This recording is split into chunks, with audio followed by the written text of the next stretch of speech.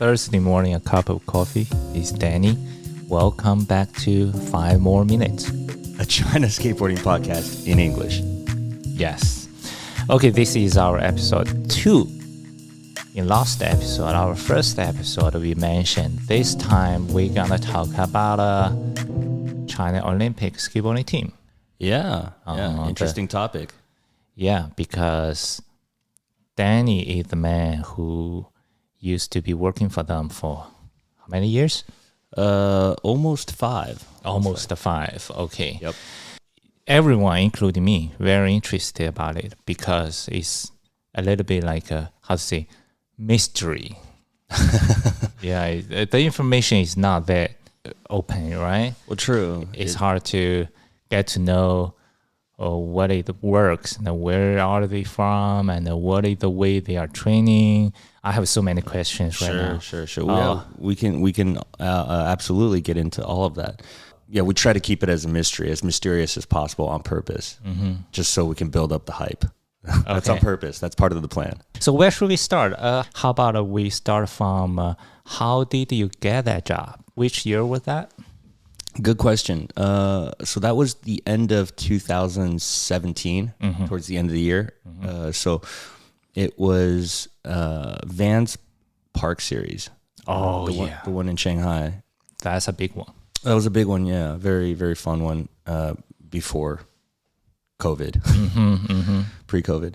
So what happened was after the contest, everybody was meeting together. So this big social event.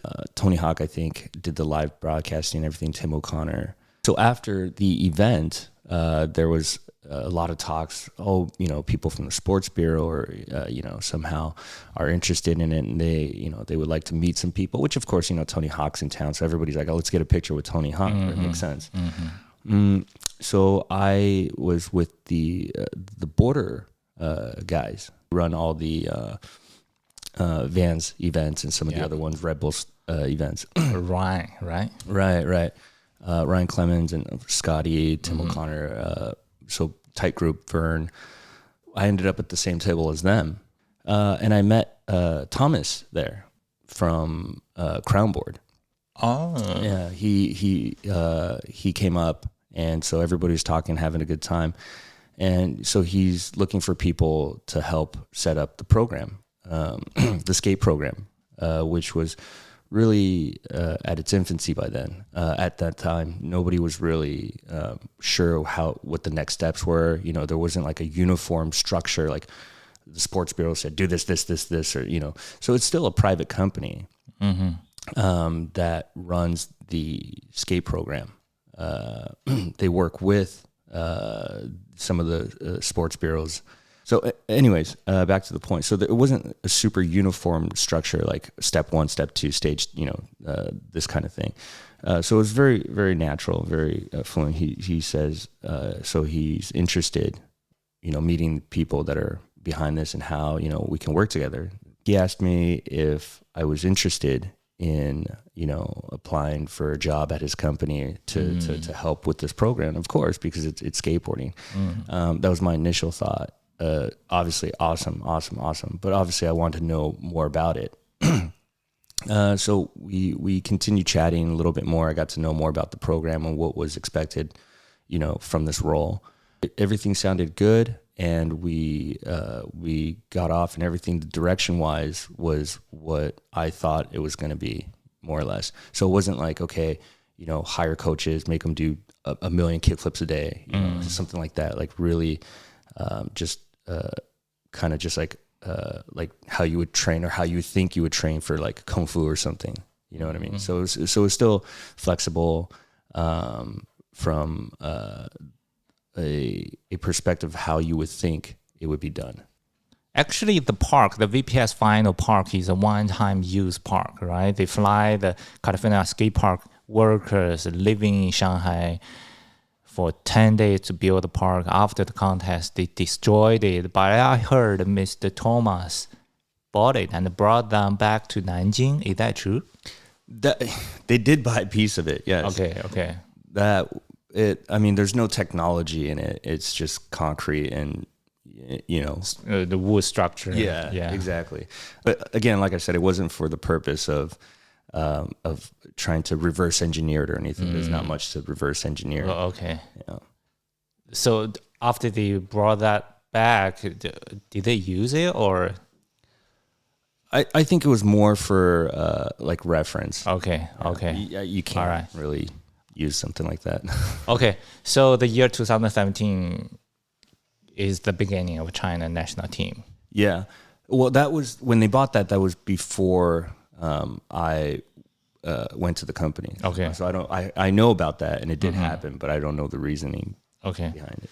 Crownboard, the company, runs the national team. Oh. So there's a difference between the national team and the Olympic team. The national team, there's many cities or provinces that can also use the national team label because they are technically training to be the national team, or that's the goal. Okay. And if they, but overall they would train together, sometimes separate. I'm not sure if that makes complete sense. So I'll start from the kind of beginning. So if like USA Skateboarding, you would have everybody that's kind of that's separate. They would come together for contests if they can attend it. Yeah. So you can train separately. So for China, they would train as a team, most of them. There are obviously exceptions, so you don't have to train with the national team. However, you would come together for obviously photo ops and go to contests and things like that. Again, you can absolutely do your own thing, and then just join them at the contest if you want to train by yourself and things like that. You don't have to live or those rules. So as long as you can get past the. All right, now you got the job. You moved to Nanjing from Shanghai and living there. Yeah. Moved from Shanghai to Nanjing, and actually the first day I got hired was pretty crazy. So I was directly on a flight. I didn't even actually go to Nanjing yet. I just went from Shanghai directly to San Diego. Wow. Yeah.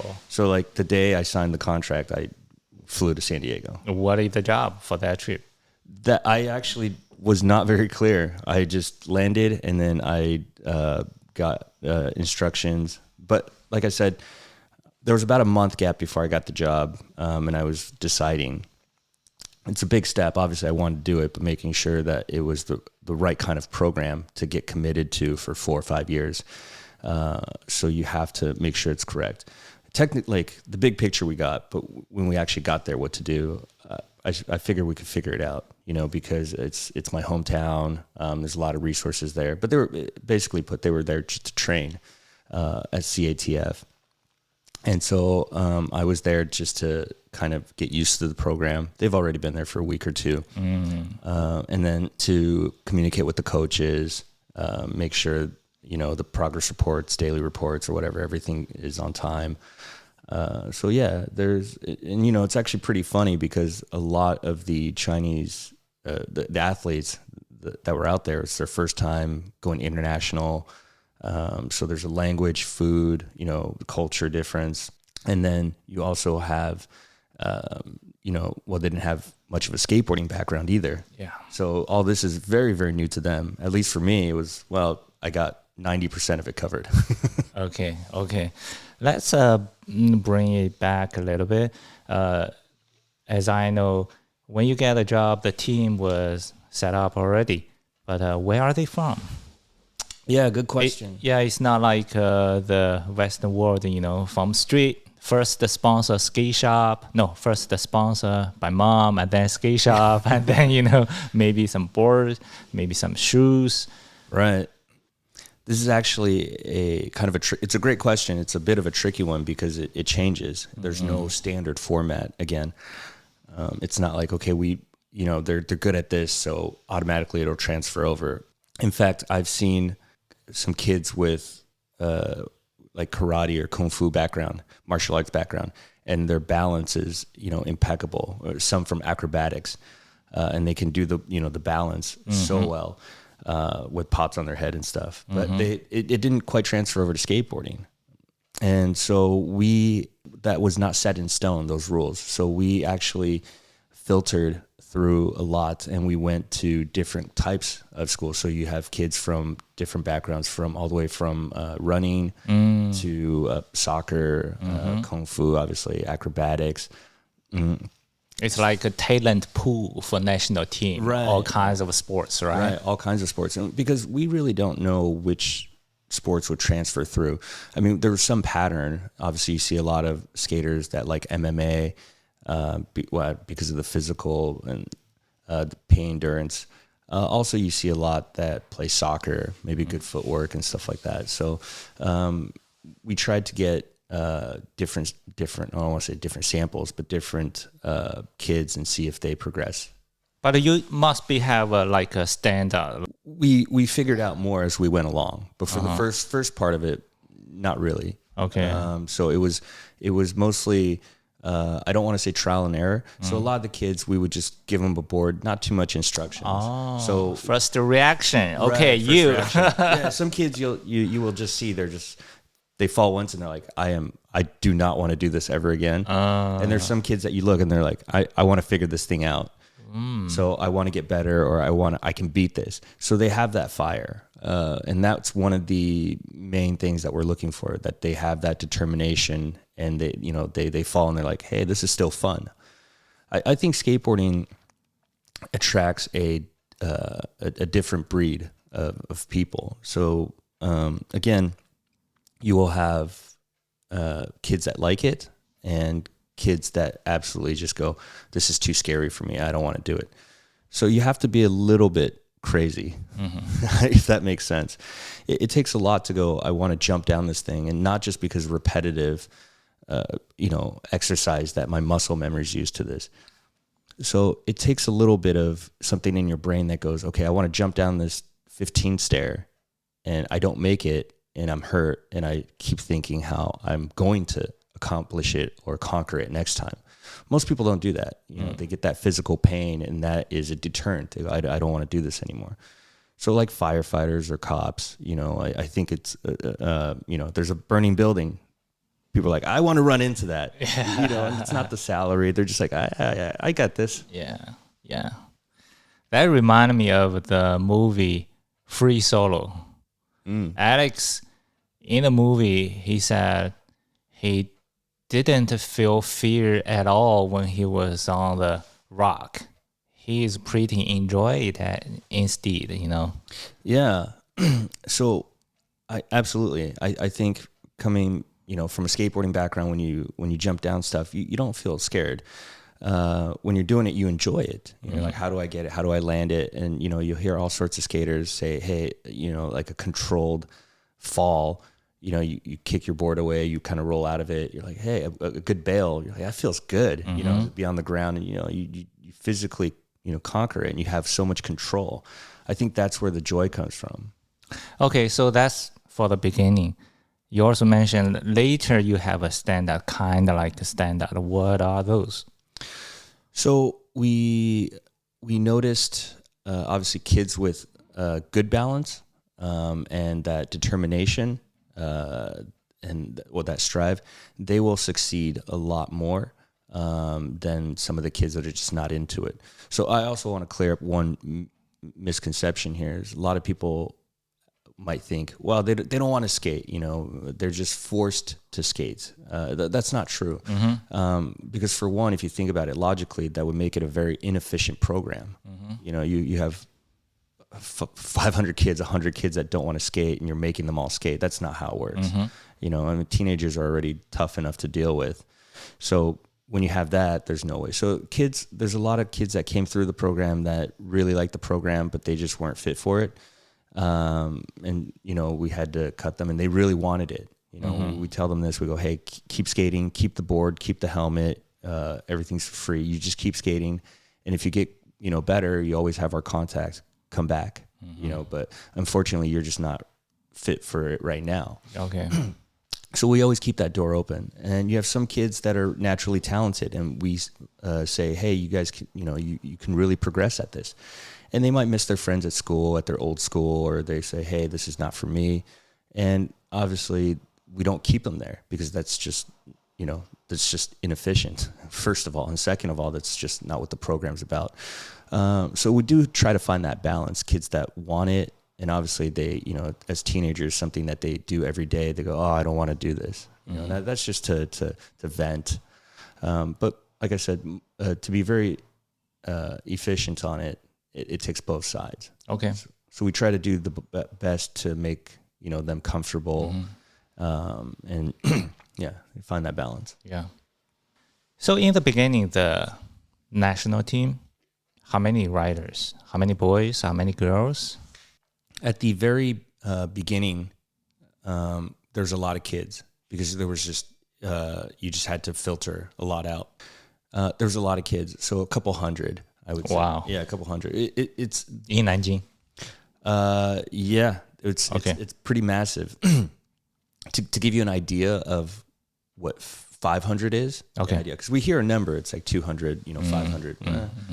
To actually put that into a time sequence where somebody can understand how long it actually takes to manage 500 kids. So there's a building. This was the snowboarding team. That's the biggest one. Skateboarding about 200. So give you an idea. So it's on the maybe 10th floor or the 11th floor or whatever.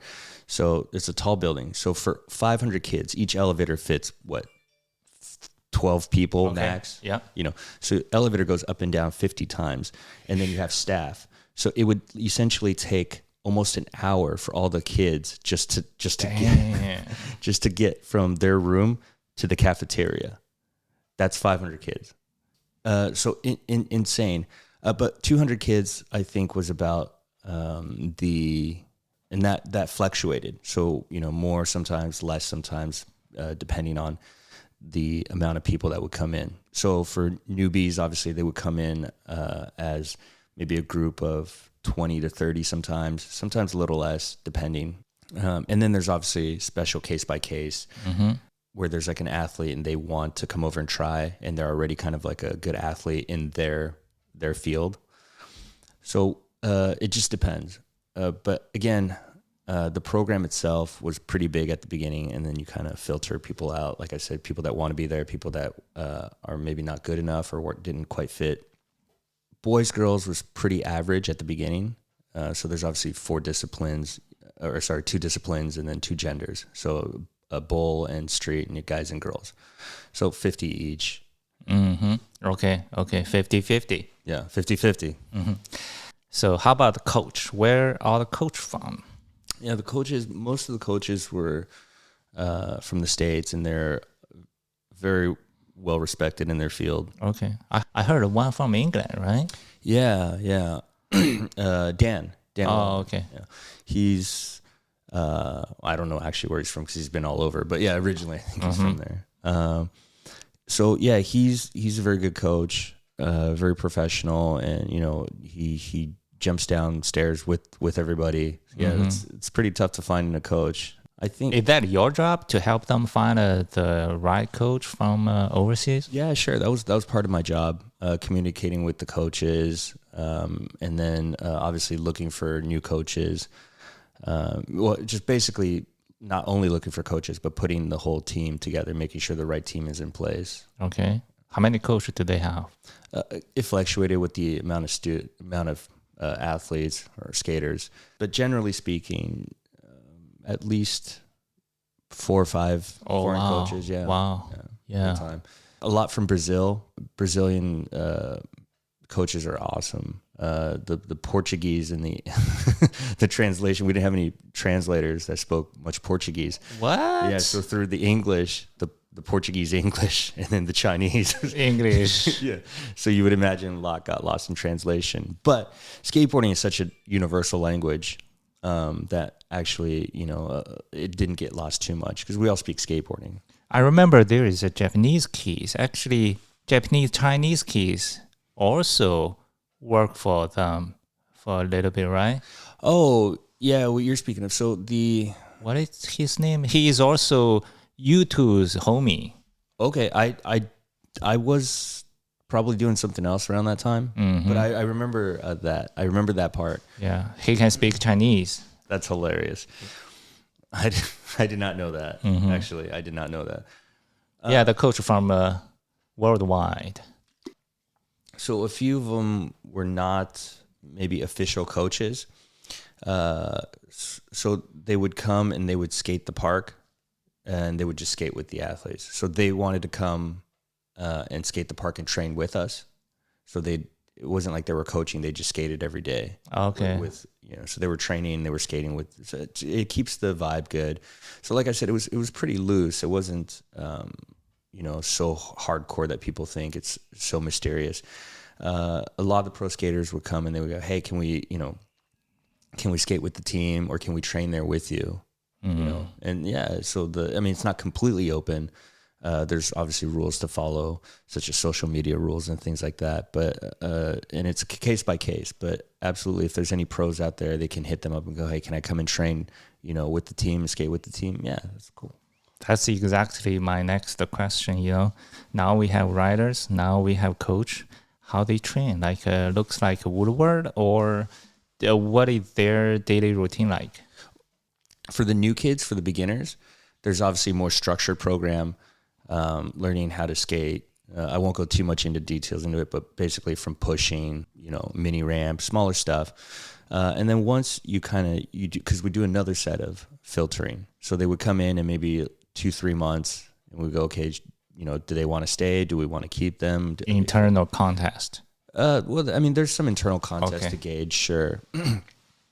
But basically, the main goal isn't to say, oh, how good they're getting. Are they doing 540s, in whatever? But basically, it's their rate of progression. So if they're progressing at because we do have what the progression rate should be to kind of be at that level. So when you have that, you realize, you go, okay, is this kid progressing? Like just basic skills, right? So you can kind of see that real quick. Like, are they basically athletically inclined? How's their reaction time? How's their balance? Things like that. How do they feel on a board? And right off the bat, when you have a bigger pool of kids doing this, I don't know about other countries, but like I said, this pool's pretty big. You can actually see, when you compare it, the progression rate, and you go, wow, this kid's really natural. You just see it right off the bat. And some of them, like I said, have never even stepped on a skateboard ever before. And they get on the first day and they're just like, it's just totally natural to them. Born to skate? Yeah, born to skate. They don't have that fear. They just go, oh. Okay. So medium, and then maybe the higher level will have a bit of a different course. So their program would be more tailored to them. So they would have their coach, and they would work with them on their program. So whatever they need. So whether that would be for like a contest, they go, hey, I really need to improve on, this trick if they're getting ready for a contest, or if they're like, hey, we don't have any contests coming up, so we're working on new tricks. So it's tailored differently. Okay. And they'll work on it differently as well. And then you have your rest of the training, which is obviously like, endurance or, core strength and things like that, which is pretty funny because I was telling Mickey Papa, I knew him from DC when I worked there, and we saw each other again at a different contest. And so we were talking, he's on Team Canada. He's like, hey, who's all these people, asking these questions. And I go, okay, well, that's the translator. That's the nutritionist. That's the team doctor. He's like, you guys have what? What else do you guys have? Oh, we have a chef. We have a nutritionist. We have a massage PT. That's all paid by my tax. You don't pay taxes. and he's like, what? And this is crazy. He's like, do you guys need coaches? I want to come. I want to be a coach. And so we're like, yeah, come on over. Obviously, he was joking, but... yeah, I heard the coach got well paid, right? Yeah, coaches are well compensated for, and they have all the all access to all the equipment, things like that. And that's one of the things. The program is actually very well run. All the equipment's very proper. The power plates. I was like, oh, it's like a jogging machine. How much could it cost? It's not a jogging machine. It's like a massage machine. I was like, oh, how much can it cost? and it's like $20,000 each. You know, and so it just shocking. The resources are very very adequate. All the equipment, the people behind it, the rules for those. I don't want to say stringent, but it's looked at it for very closely. So the nutrition, the protein. When we were touring in San Diego and training there, everything's bought from Whole Foods, organic. You know, and it's all seafood and, you know, chicken. I don't even think chicken was everything for the gold medal.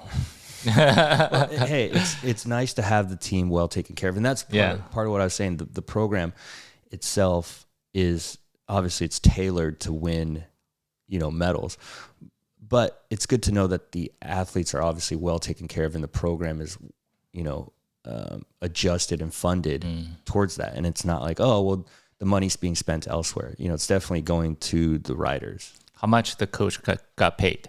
I have no comment. Idea. No comment. I have no idea. Pleading the fifth. You guys can ask Danny. Send him a message on Instagram. Well, I'll tell you what.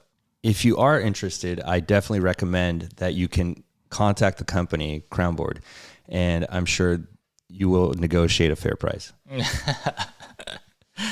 Okay, so that's how they train every day. Now let's talk about the star skaters in the team. Zoe. Okay, yeah. All right. She's definitely the breakthrough. Just exactly same as other sports in China. Female better than male.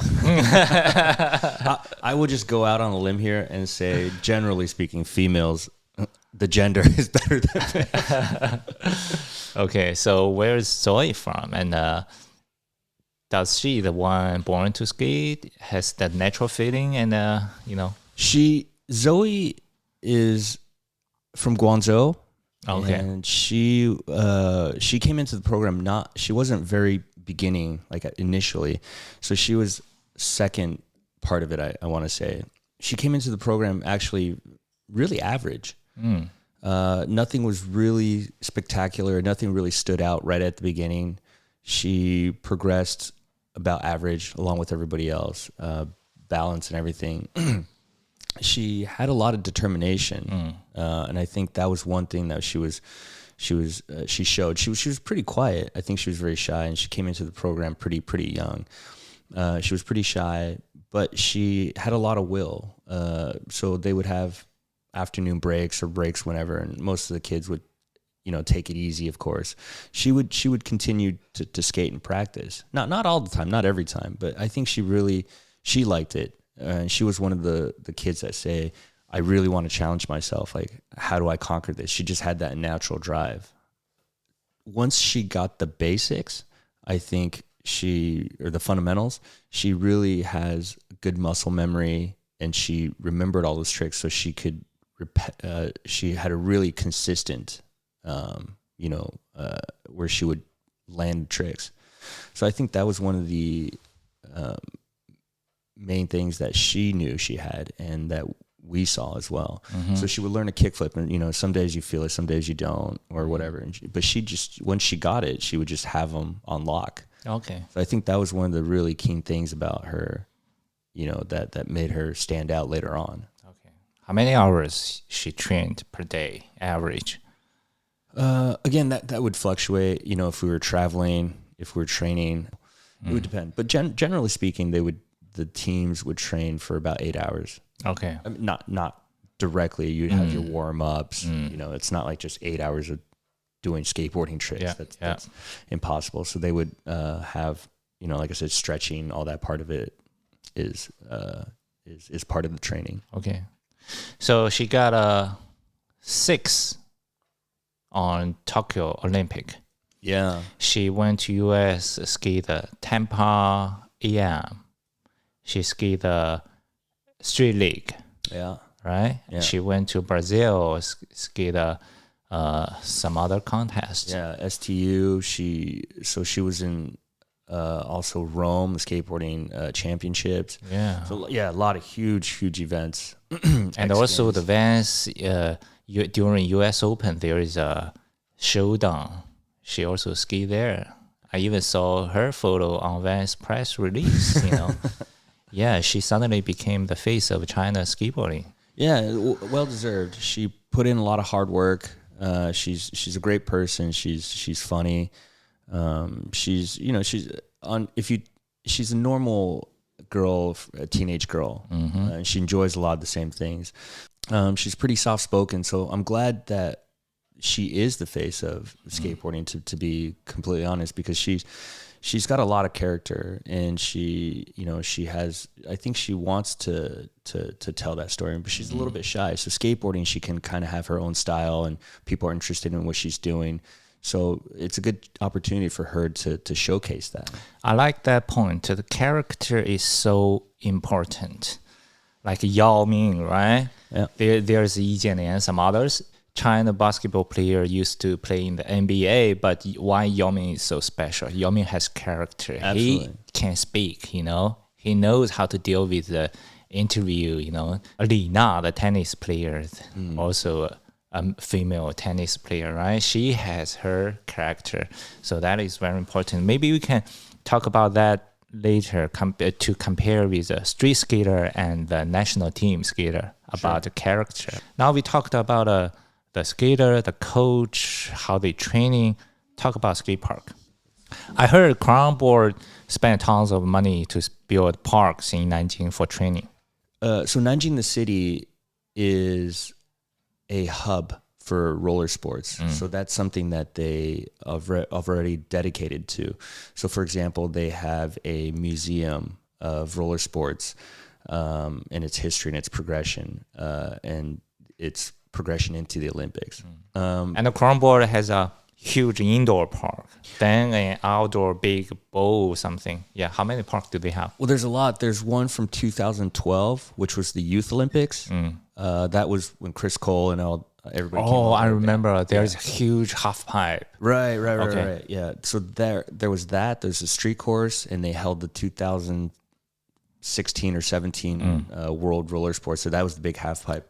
So they always want that facility. They want to be the hub. Yeah, there's a lot of parks. There's that one. There's the one that's indoor that we held the ISO at, the International Skateboarding Open, which is on the fourth floor of a sports park. Wow. That one was crazy because... so many concrete, so heavy, holy. Exactly. It was bowl and a street. Not only that, it's tall. It's so tall that the pump can't pump the concrete up. Because it's on the fourth floor, and it's commercial floors are super tall ceilings. So they carry the concrete via elevator, and the elevator broke. So it's summertime in Nanjing. So you could imagine it's like 100, and so people are some of the laborers were carrying bags of concrete. Only in China. I would assume a lot of places, but that's dedication. I look at that as dedication to getting it done and on time. So absolutely, so all hands on deck and getting it done. So the skaters here in China and the national team, again, like I said, the resources are unthinkable, unfathomable for some of the other skaters, and that's why the program is actually well designed and well implemented. But again, yeah, that probably and it says a lot about the program. Does California skate park to build the park, or they build by themselves?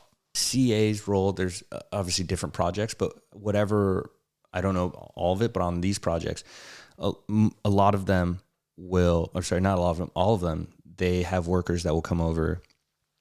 They do consulting, problem solving, so they work with the local team to make sure that it's up to standard and up to quality. So that's not an issue. They're involved in the design. They're involved in, like I said, the hands-on work. Even during COVID, their workers, the special guys, were able to come over and help do the park. So, like I said, the dedication's incredible. All those parks not open to public. training only? Currently. They are. They will be. And with the Nanjing one, the one in Lishui, and the fourth one, Longjiang, those are all open to the public now. Okay. But slowly. Well, actually, to be completely fair, the one in Lishui is not completely finished yet. So parts of it is still a construction site. There's other stuff going on around it. So that's a lot of the public misconceptions. Like, well, they only let team training, which to be completely fair, if I go down to a baseball field in America where the pros play and the pros train, I can't just walk in there. It's completely fenced off. But it's a little bit different because for the pro team, MLB team, the training court not built by text. Oh, that's where you're wrong. You should look at it. It's absolutely paid for by tax dollars. That's completely true. Where's your chat GPT? Okay, let's check it out. Okay, so after that, I think there is one more thing we need to mention is a national game.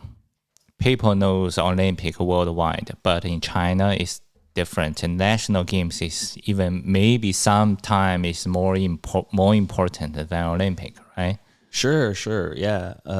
I believe so because I have heard that, and I think it's true because you have, if you win a gold medal for the Olympics, you win for the country. That's obviously the ultimate goal.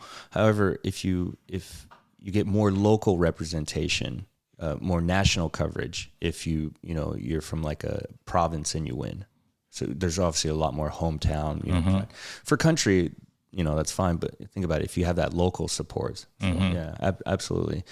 So the national team is, again, like I said, most provinces, they can, if they have one skater or they have a skater that's in the national team, they can train for, they're training to be part of the national team.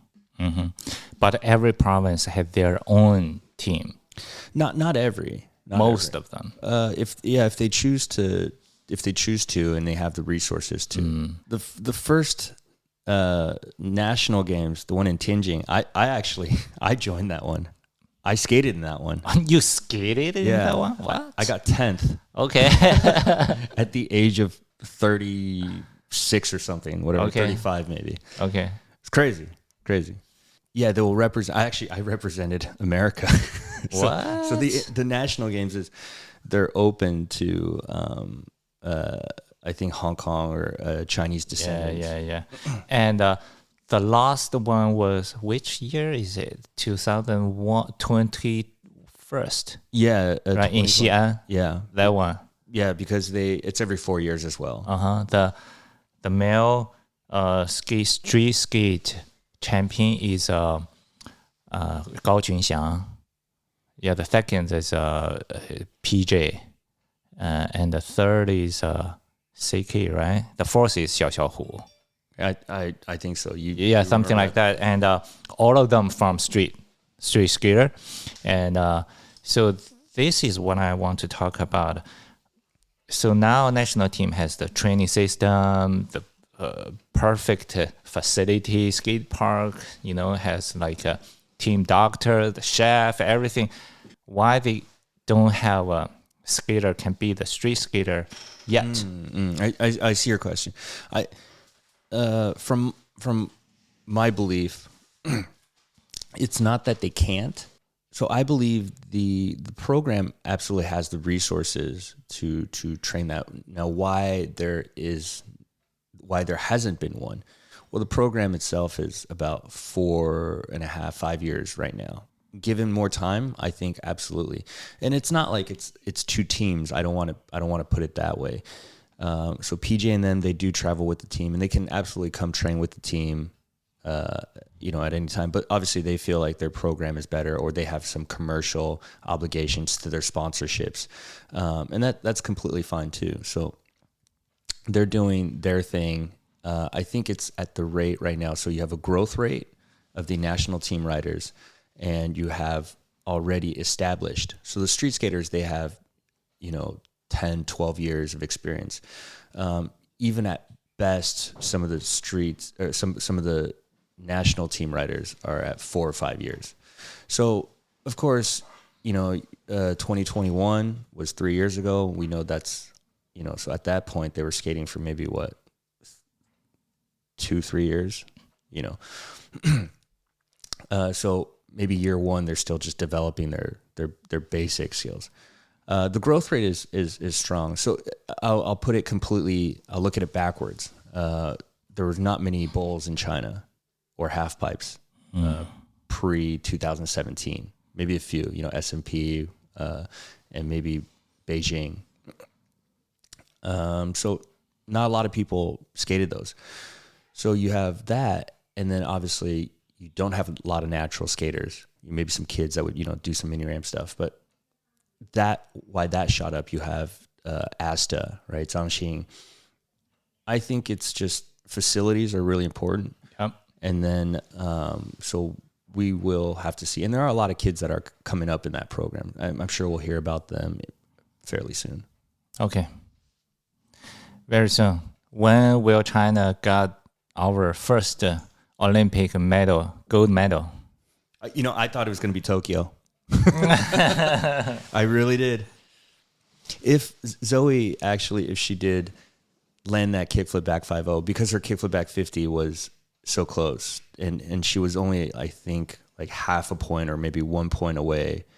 If she did land that kickflip back 5.0, it would have, I think, put her on the podium, top 3, because the difference between a kickflip back 50 and a kickflip back 5.0 is more than 1 point, in my opinion.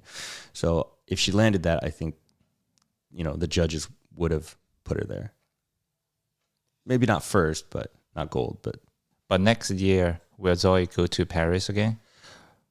Well, that depends on performance and, her body, and obviously the competition. Competitions, I mean, everybody's getting so good and progressing so fast. So I think that's one of the things about, the China program. China program maybe saw that earlier. They were like, hey, this is something that we're going to do, committed to. And some of the other, I don't know about some of the other countries. However, maybe now they're seeing, the effects of like, oh, this is, we really have a chance at this. And they go, okay, we want to start building. So if they start building these facilities, it's going to take more time to catch up. I think that's. Yeah. So are there Zoe number 2 in the pipeline already? I'm not sure. Because you quit the job, right? Yeah. Well, I feel like I accomplished what I set out to do. And which was, my dad was like, when I was skating, 12, my dad was like, skateboarding is never going to be in the Olympics. That's what you should be aiming for. I was like, why is it not going to be in the Olympics? And he says, well, look, you're jumping downstairs. It's not objectified, if you will. There's no standard, right? Like basketball, it's how much PSI, how big's the ball, how big's the hoop, and how big is the court. Skateboarding was just too abstract for him. So one of my personal goals was like, all right, skateboarding in the Olympics, prove my dad wrong. I want to be part of that. And fortunately, I got the opportunity to do it. So I think a little bit out of spite, and I think that's kind of skateboarding was always what it's about, right? That you're like, I'm gonna, why don't I do this? Well, because he said I can't. Oh, I'm gonna do it. So that was actually pretty fun. Yeah. Okay. So in the end, let's back to the tractor. In US, skater is skater, as you said. Usually they train by themselves, Maybe before some big contest, they come together, train a little bit. But, skater is skater. But in China, it's very obviously there's two kinds of skater. One is more like a system training skater. Another is more like a street skater. So what do you think about their different? And, Zoe is very special. Zoe got a fix in Tokyo. Now she got some, how to say, 商业机会, business opportunity. Yeah, she's sponsored by Red Bull. Yeah, and sponsored by a local shoe company. But I heard it canceled. Yeah, already. Whatever. Yeah. But for other national team skaters, looks like they don't have that many business opportunity. Well, I think Zoe is, so we were talking about like character, right? And the commercial value, if you will, of a skater. I mean, the commercial value doesn't necessarily lie in how many gold medals you win. Obviously, there is some in that, a lot in that, but not only that. That's, you know, you're like you said, if you can deal with interviews and you can represent yourself or represent the country really well, and people just basically in general be a nice person, people like you, right? And having character and being interesting. So that's a big part of it, and I think a big part of skateboarding. So obviously Red Bull, or for any other sponsor she has, they go, hey, she represents our brand really well. So I think the more exposure some of the other Chinese national team riders get, and the brands see that, they can pick. They go, okay, well, I'd like this person to represent our brand. I think that's fair to say. So the opportunity might not be as clear right now, but I think they will be. Like I said, if they win more, and that's one of the first exposures that they'll get is winning a contest, and then, you know, people are interested in them and they will, you know, interview them or whatever. So yeah, I think that happens. It also heavily depends on the education, which is very important. Well, you could just get yourself a good agent. But all joking aside, yeah, they have to know what to look out for. That speaks across, I think, across the board for all sports, because so much time is invested, you know, into the training, into the sports, for football, NBA, whatever. So they have to obviously look out, and if they have good family, you know, to help, or, you know, good agent that looks out for them, or good companies, good sponsorships. That's, you know, I think that's part of really important what a sponsorship is too. It's not only just to cut you a check to go, hey, this. So if you have a really good team manager, they will, you know, help guide you. And I know, like the Border, they help athletes with some of their winnings and how to, you know, not just splurge it all away. So they do a great job with that as well. Yeah. The street skater on the street during the tour, during the skating, you know, maybe they can learn something like photography, filming, or some other job they can do, you know. For the kids, as you mentioned, like 200, 500 kids. How about the rest of them?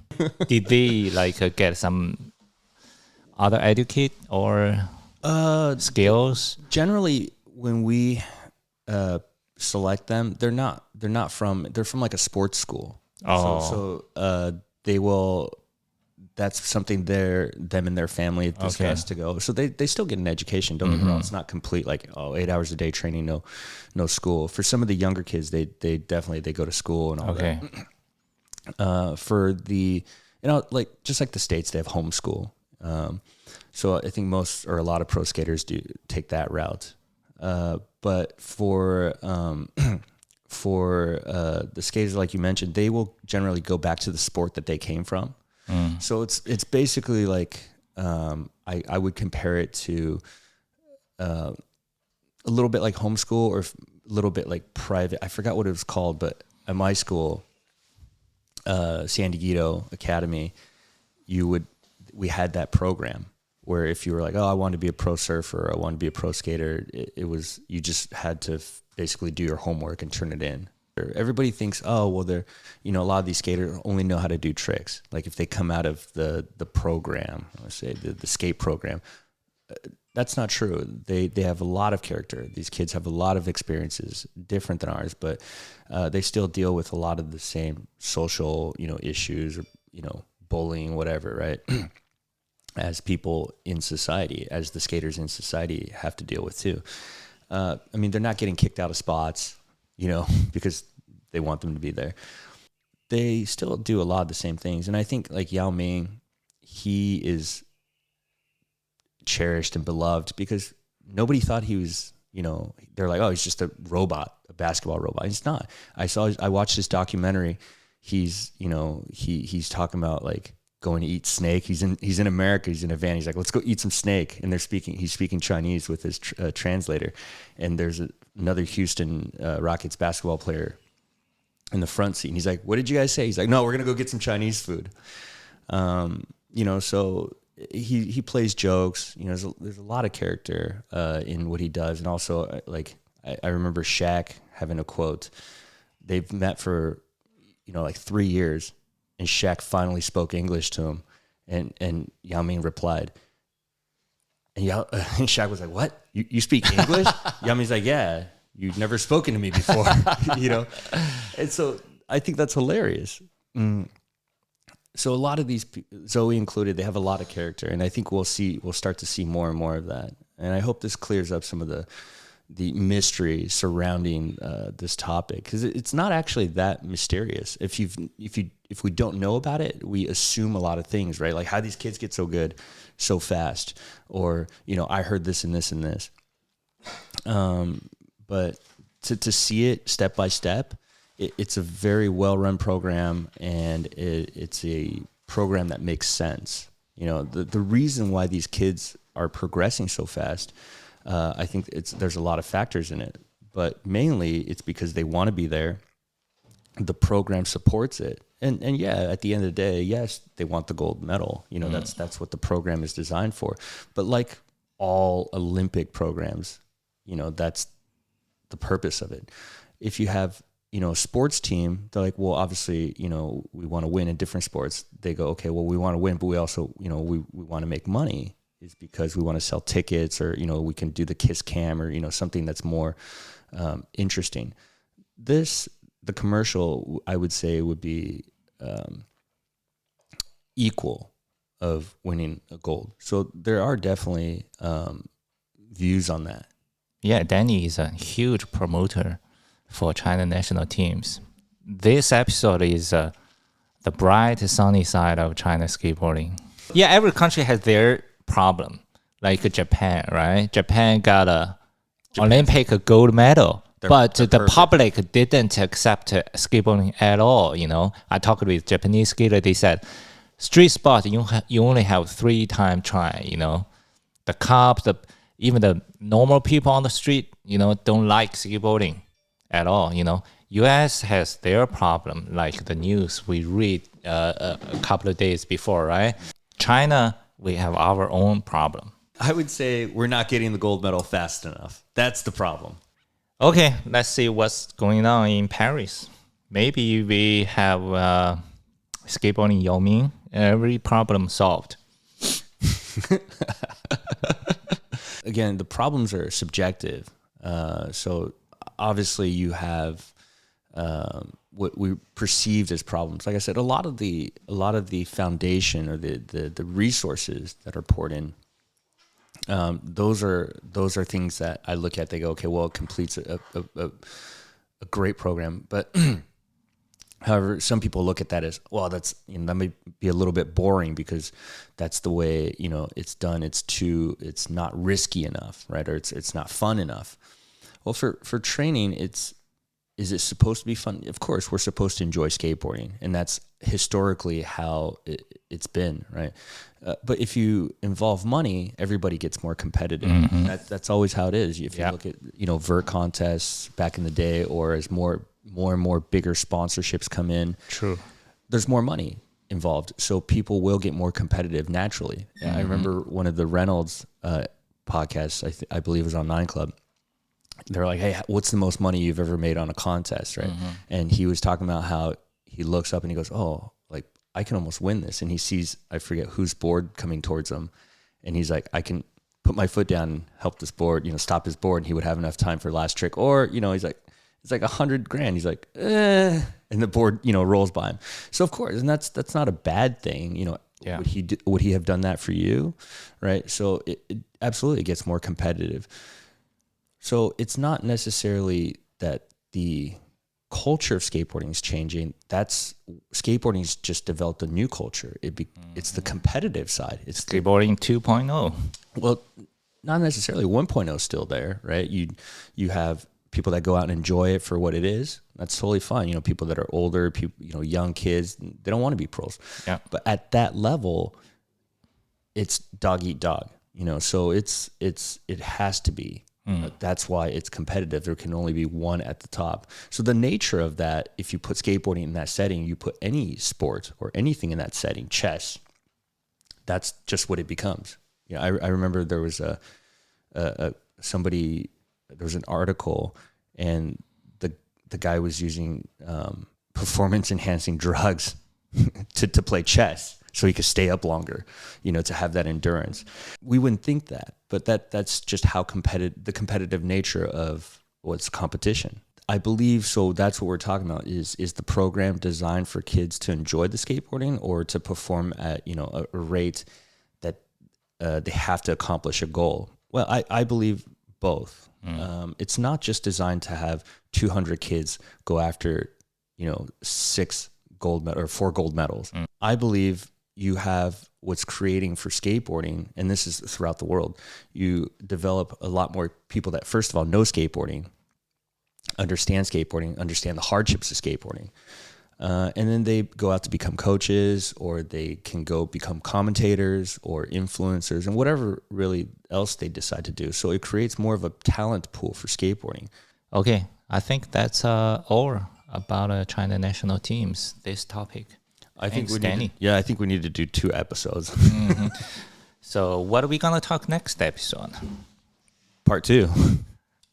How about China skate park business or training? Yeah, so many stuff we can talk about. Yeah, there's a lot. I mean, if you want to know more, drop your questions and comments. Where? Okay, please subscribe for our podcast. You can search 5 more minutes, 5MoreMins. Yeah, the shortcut. 5 more minutes on all the whatever podcast app you are using. But how to leave a comment, that's a problem. And because, Apple Podcast, the Spotify, you cannot leave a comment there. Send your email to kickerclub@qq.com. I will forward to Danny. Okay, everything. If you want to know some more detail about, if you have any question, send an email to KICKERCLUB, kickerclub@qq.com. All right. That's it. This is Andrew. This is Danny. We are talking about China skateboarding in English. 5 more minutes. 5分钟. Peace.